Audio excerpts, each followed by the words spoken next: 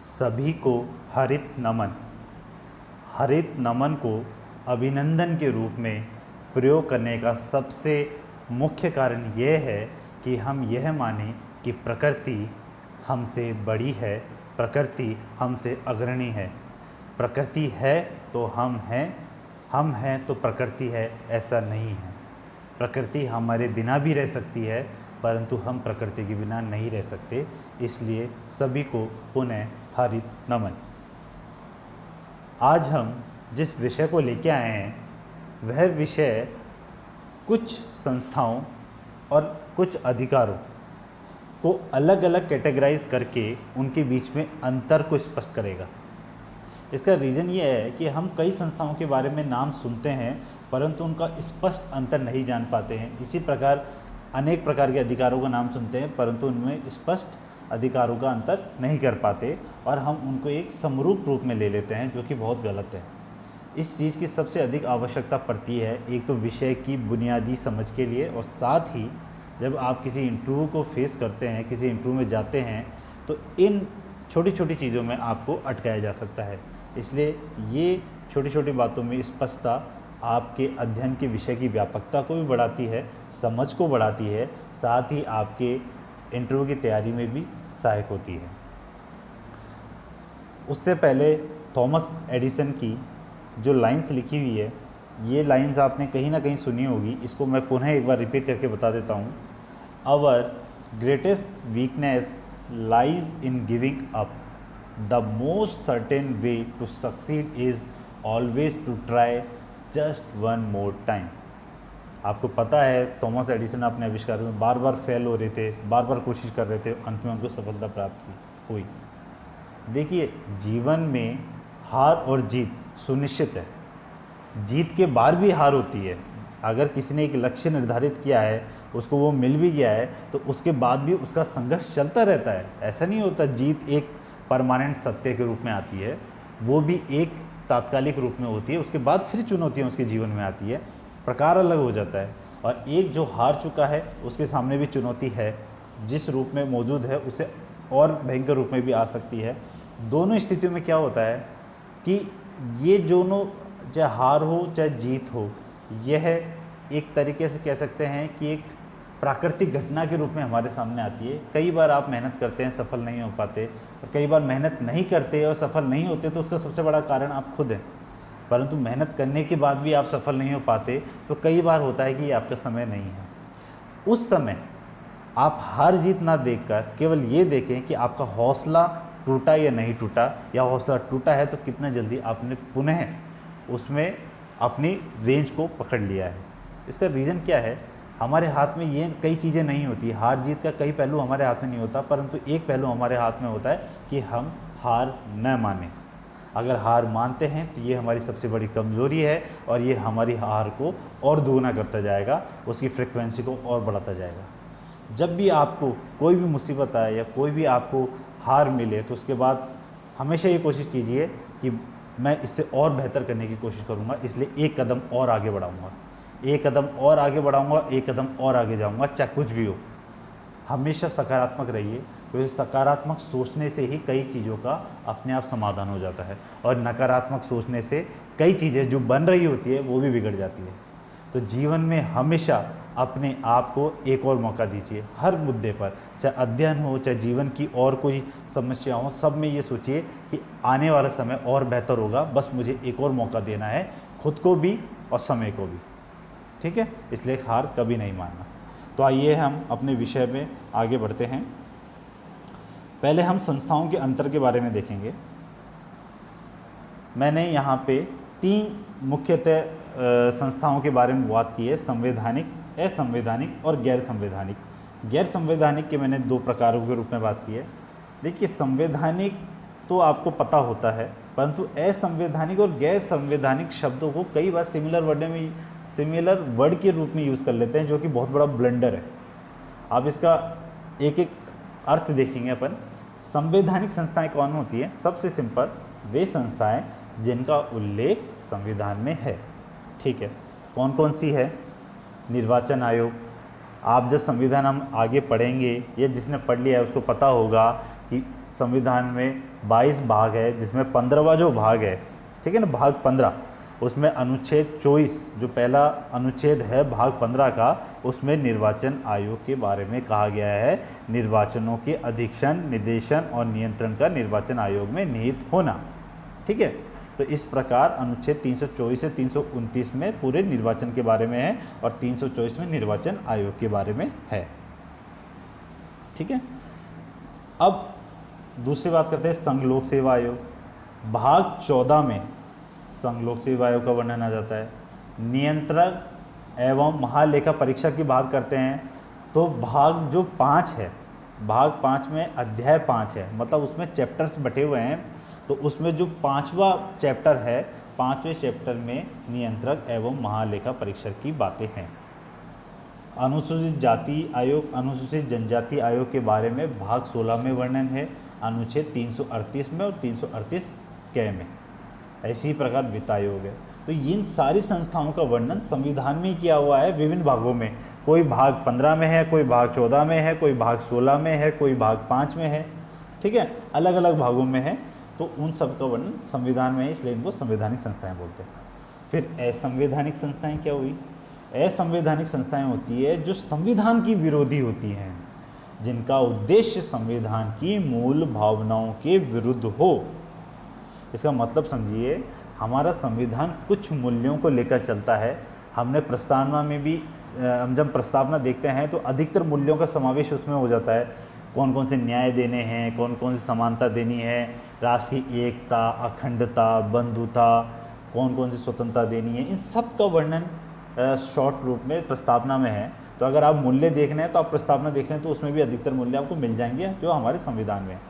अगर उन मूल्यों के खिलाफ कोई संस्था का निर्माण होता है, जैसे फॉर एग्जांपल हमारे संविधान में समाजवाद शामिल कर लिया गया, पंथ निरपेक्षता शामिल कर गया, लोकतंत्रात्मक है, राष्ट्र की एकता अखंडता है, कोई ऐसी संस्था बनती है जो कि हमारे राष्ट्र को तोड़ने की बात करती है या राष्ट्र से अलग होने की बात करती है कि इस राष्ट्र को तोड़ के हम तो दूसरा राष्ट्र बनाने वाले हैं, ये है, तो ये मतलब राष्ट्र की अखंडता को ख़त्म कर दिया है। क्योंकि राष्ट्र की एकता और अखंडता का जब हमने अंतर बताया था, तो जब नागरिकों के बीच की एकता की बात करते हैं तो राष्ट्र की एकता होती है, और जब देश की भौगोलिक सीमा की एकता की बात करते हैं तो अखंडता होती है।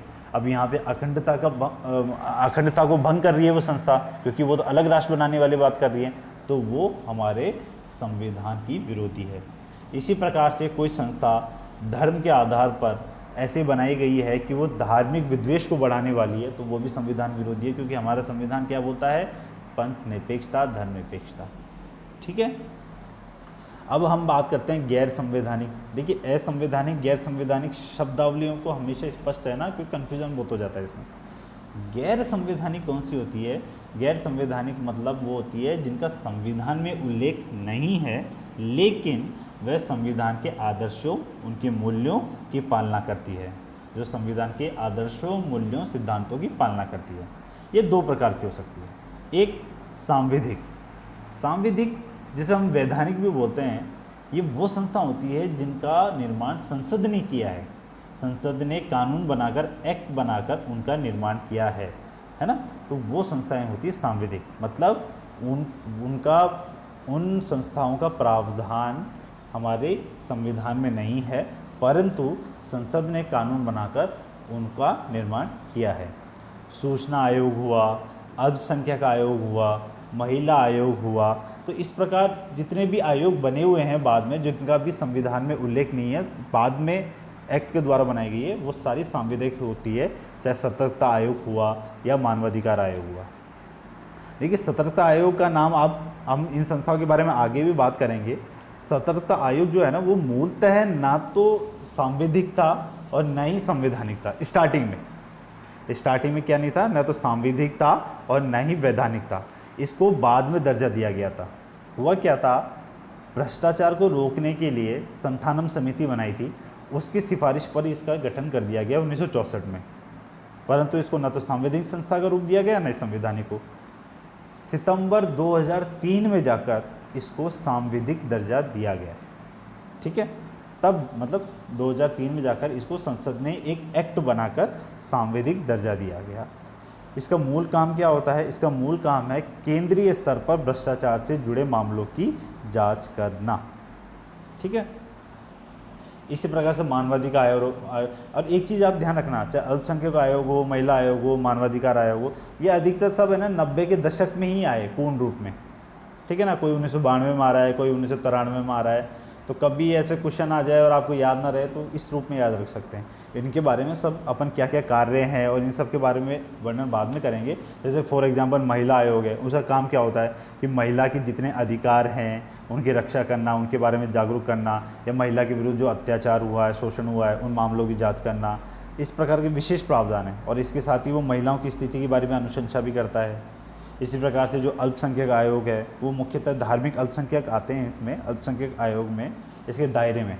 ठीक है ना, अल्पसंख्यक आयोग मुख्यतः धार्मिक अल्पसंख्यकों के स्थिति को देखता है। वो अल्पसंख्यकों के ऊपर जो अत्याचार हुए हैं, उनके अधिकारों को जो उल्लंघन हुआ है, उनकी सामाजिक आर्थिक स्थिति की समीक्षा करता है, उनके लिए विशेष प्रावधान बने हुए हैं, उनके काम का जो कि कार्यान्वयन हो रहा है या नहीं हो रहा है इसकी जाँच करता है, उसकी रिपोर्ट भेजता है। तो इस प्रकार से इनके मुख्यतः काम होते हैं सांविधिक संस्थाओं के। अब हम कहते हैं प्रशासनिक संस्थाएं। देखिए, सांविधिक संस्था का निर्माण किया है संसद ने कानून बनाकर। इसमें मे की जगह ने कर लेना आप, टाइपिंग एरर है थोड़ा।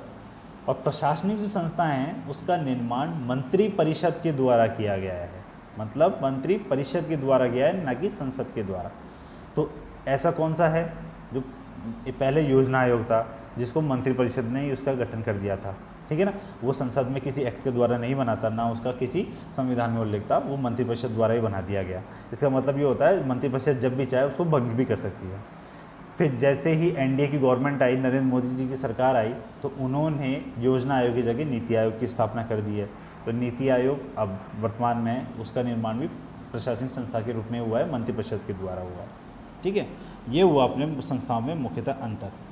अब हम अधिकारों की बात करते हैं। देखिए, हम अगले जो वीडियोस बनाने वाले हैं वो मौलिक अधिकारों बनाने वाले हैं, उसमें हम इसकी विस्तृत चर्चा भी करेंगे।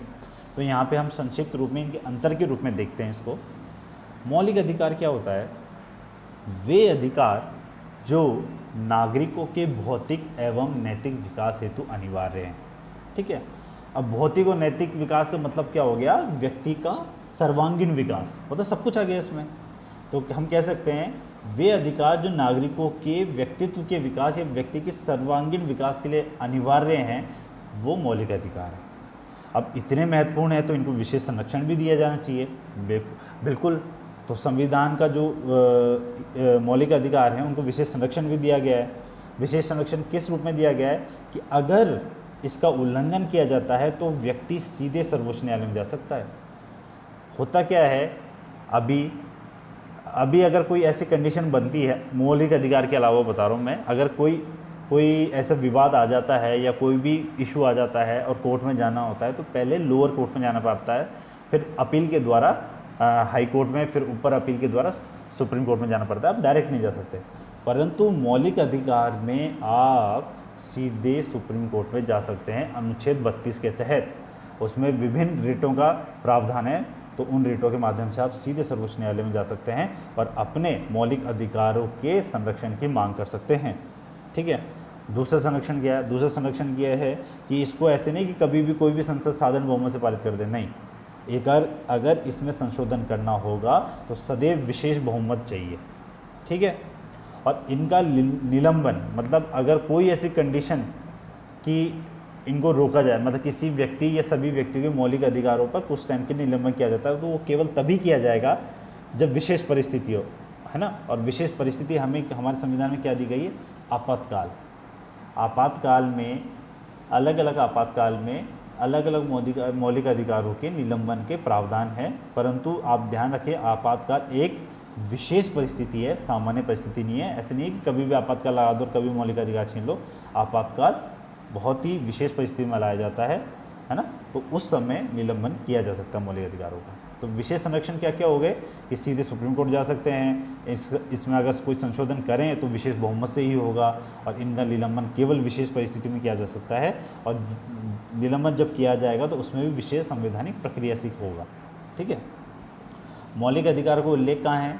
हमारे संविधान में 22 भाग हैं, जिसमें भाग तीसरा जो है उसमें अनुच्छेद 12 से लेकर 35 तक। देखो 12 से 35 में अब एक डिवीज़न हो जाता है कि 12 से 30 और 32 से 35, क्योंकि जो अनुच्छेद 31 है उसको मौलिक अधिकार से हटाकर उसको संवैधानिक अधिकार के रूप में दे दिया गया है। अब मौलिक अधिकार संवैधानिक अधिकार में क्या अंतर है? देखो मौलिक अधिकार भी संविधान के अंतर्गत ही है ना, परंतु मौलिक अधिकार किस में? भाग 3 में। भाग 3 के अलावा संविधान में जो भी अधिकार दिए गए हैं ना वो सब संवैधानिक है। समझ गए आप? भाग 3 में मौलिक अधिकार हैं और उसके भाग 3 के अलावा और भी भाग बचे, क्योंकि टोटल 22 भाग हैं, है ना। अब तो संशोधन करके 25 हो गए हैं, है ना, पर संख्या 22 है, बीच में 4A ऐसे कर करके टोटल मिला के 25 हो गए हैं। तो उन भाग 3 के अतिरिक्त संविधान में जहाँ पर भी और भी अधिकारों की बात की गई है वो सभी संवैधानिक अधिकार हैं, वो मौलिक अधिकार नहीं है। जैसा कि मैंने अभी आपको बताया था कि मौलिक अधिकार में अनुच्छेद 31 में संपत्ति का अधिकार था, परंतु उसको 44वें संविधान संशोधन के द्वारा हटा दिया गया है। अब उसे भाग 12 में अनुच्छेद 300 के तहत शामिल कर लिया गया है। अब भाग 3 से तो हट गया वो, तो इसका मतलब वो मौलिक अधिकार नहीं रहा, वो अब क्या बन गया? संवैधानिक अधिकार। इसी तरह जो भाग 13 है उसमें व्यापार करने के अधिकारों के बारे में वर्णन है, वयस्क मताधिकार हुआ इसके बारे में आगे वर्णन है ना। ये सारे संवैधानिक अधिकार हैं जो कि भाग 3 के बाहर के हैं परंतु संविधान में है। इनको वापस लेने के लिए संविधान संशोधन करना पड़ेगा, ठीक है। इसके लिए भी संविधान संशोधन करना पड़ेगा क्योंकि ये भी तो संविधान का भाग है। अब हम आते हैं सांविधिक। हमने संस्थाओं में भी बात की थी सांविधिक की, उसमें क्या कहा था? जो संसद के द्वारा बनाए गए हों, संसद के द्वारा, एक्ट के द्वारा, कानून के द्वारा बनाए गए हों, जिसको हम वैधानिक भी बोलते हैं, सांविधिक भी बोलते हैं, ठीक है। तो अधिकारों में कौन कौन से बनाए गए? अब जैसे पेटेंट एक्ट बना दिया, कॉपीराइट का एक्ट बना दिया, मोटर व्हीकल एक्ट बना दिया, मनरेगा का एक्ट बना दिया, ठीक है ना।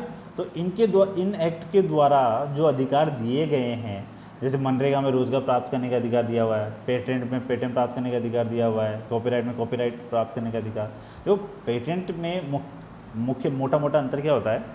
जब आप कोई प्रोडक्शन कर रहे हैं, जैसे मान लो कोई उत्पादन कर रहे हैं, उस उत्पादन में आप किसी नई तकनीक की खोज करते हैं या नई तकनीक लाते हैं तो आप उसका पेटेंट करवा सकते हैं, ठीक है। और दूसरी तरफ जब आप मतलब कोई साहित्य लिख रहे हैं या कोई आर्टिस्ट का वर्क कर रहे हैं, उस समय आप किसी नई चीज़ की मतलब नई चीज़ का क्या कहते हैं वो करते हैं, नई चीज़ का आपका वो नया इन्वेंशन है। कहने मतलब ये है कि कोई आर्ट वर्क कर रहा है, उसका खुद का कोई नया इन्वेंशन है, ऐसे साहित्य में कोई नया इन्वेंशन किया है उसने, तो उसका जब आप कराने जाओगे तो कॉपीराइट करवाते हो, ठीक है। तो पेटेंट और कॉपीराइट में मुख्य मोटा ये अंतर होता है। तो इन विभिन्न एक्ट के द्वारा जो अधिकार दिए गए हैं वह है सांविधिक अधिकार, ठीक है ना। क्यों? क्योंकि ये संविधान में नहीं है, ये संसद ने एक्ट के द्वारा दिए हैं। अब एक्ट के द्वारा दिए हैं तो उन्हीं एक्ट को अगर हटा दिया जाता है तो वो अधिकार अपने आप खत्म हो जाएंगे, ठीक है। मान लो मनरेगा का एक्ट ही हटा दिया गया तो मनरेगा के तहत रोजगार प्राप्त करने का जो अधिकार दे रखा है वो अपने आप खत्म हो जाएगा, इस तरीके से। अब आते हैं मानवाधिकार। देखिए मानवाधिकार की एक बात है, ये वह अधिकार हैं जो मानव को मानव होने के नाते मिलते हैं। एक चीज़ ध्यान रखिएगा कि मानवाधिकार के बारे में हम एक अलग पूरे अध्याय में वर्णन करेंगे, इंटरनेशनल रिलेशंस में भी आएगा ये और इसमें भी आएगा, आईजीपी में भी आएगा, ठीक है। तो ये वो अधिकार होते हैं जो कि मानव को मानव होने के नाते मिलते हैं। किसी भी व्यक्ति के लिए गरिमा से पूर्ण जीवन जीने का, किसी भी व्यक्ति को गरिमा से पूर्ण जीवन जीने का पूरा अधिकार है, भले ही किसी कानून या संविधान ने उस अधिकार को या उस गरिमा से पूर्ण जीवन जीने के लिए जो आवश्यक अधिकार है उसको संविधान में शामिल किया है या नहीं किया है, परंतु अगर मानव है तो उसको वो अधिकार है। तो इसका मतलब जितने भी दुनिया में सारे अधिकार है वो मानवाधिकार तो है ही हैं। अगर उन अधिकारों को संविधान में जगह दी जाती है तो वो संवैधानिक अधिकार बन जाते हैं। उन अधिकारों को किसी संसद के कानून के द्वारा शामिल किया जाता है तो वो सांविधिक अधिकार बन जाते हैं, मतलब लागू किया जाता है तो सांविधिक अधिकार बन जाते हैं। तो इस प्रकार उनके रूप अलग अलग हो जाते हैं, परंतु स्टार्टिंग में वो सभी मानवाधिकार के रूप में ही रहते हैं। अब देखो मानवाधिकार मानव होते हैं कि नाते मिल रहे हैं, परंतु उनको न तो संविधान का संरक्षण मिल रहा है, न ही उनको किसी कानून का संरक्षण मिल रहा है, तो इसलिए वो न्यायालय के द्वारा प्रवर्तनीय नहीं होते। न्यायालय के द्वारा प्रवर्तनीय मतलब वो बाध्य नहीं कर सकते आप किसी को भी, मतलब सरकार को या किसी को बाध्य नहीं कर सकते कि ये अधिकार तो मेरे को दो ही, है ना। अगर बाद में उनको जगह दे दी जाती है संविधान में या कानून के द्वारा, तो आप बाद में मांग कर सकते हो। जैसे कुछ अधिकार हैं, जैसे राइट टू प्राइवेसी है ना, शुद्ध जल हवा प्राप्त करने का जो अधिकार है, LGBT वाला है, ये पहले मानवाधिकार थे, इनको संविधान में या किसी भी कानून में जगह नहीं दी गई थी। बाद में राइट टू प्राइवेसी को जगह दी गई, शुद्ध जल हवा को जगह दी गई, LGBT के अधिकारों को जगह दी गई, है ना। अब इनमें अधिकतर सब मूल अधिकारों के रूप में शामिल हो गए। और मूल अधिकार में भी अधिकतर अधिकारों को किस में शामिल किया जाता है बाद में संशोधन के द्वारा? अनुच्छेद 21 में, क्योंकि अनुच्छेद 21 जीवन का अधिकार है, ठीक है ना, उसमें शामिल किया जाता है। जैसे शुद्ध जल हवा, ये सब अनुच्छेद 21 के तहत ही शामिल किए गए, ठीक है। तो ये चीज़ आप विशेषतः ध्यान रखना। मानव अधिकार और बाकी जो अधिकार हैं उनमें अंतर करने पर एक स्पष्ट चीज़ हो जाती है कि मतलब एक सर्किल वाला, अगर आप ये देखें कि सबसे बड़ा सर्किल किसका होगा, तो मानव अधिकार का होगा, ठीक है। उसके बाद उस सर्किल में एक सर्किल होगा छोटा वाला, संवैधानिक अधिकार का भी होगा और एक सांविधिक अधिकार का भी होगा और एक मौलिक अधिकार का भी होगा। परंतु ये सब किस में आएंगे? मानवाधिकार में। मतलब दुनिया के जितने भी अधिकार हैं सब मानवाधिकार में आते हैं, अगर एक मानव को मानव होने के नाते जो मिलने चाहिए, ठीक है। उनको किस जगह स्थान दे दिया उस देश ने, तो उसके बाद उनका स्वरूप चेंज होता है, परंतु पहले वो उसी रूप में मौजूद रहते हैं। इन अधिकारों के बारे में अंतर हमने जान लिया, संस्थाओं के बारे में अंतर जान लिया। अगले जो वीडियोस बनाने वाले हैं हम मौलिक अधिकार के बारे में बनाने वाले हैं, जो हमने अभी बात की है उसके बारे में आगे भी चर्चा की जाएगी, है ना। तो डिटेल में हम उसके बारे में जानेंगे, उसके एक ही स्वरूप को जानेंगे। परंतु एक चीज़ ध्यान रखना कि जो मोहनलाल सुखाड़िया विश्वविद्यालय का जो सिलेबस है PG का और UG का, उसमें मौलिक अधिकारों के बारे में डिटेल में नहीं है, एक विषय के एक टॉपिक सब टॉपिक के रूप में शामिल कर लिया गया है। तो उसमें बहुत विस्तृत रूप में क्वेश्चन आने की संभावना बहुत कम होती है, परंतु हम उसको छोड़ भी नहीं सकते, इसलिए हम शॉर्ट में उसको कवर करने की कोशिश करेंगे, ठीक है। तब तक के लिए बहुत बहुत धन्यवाद।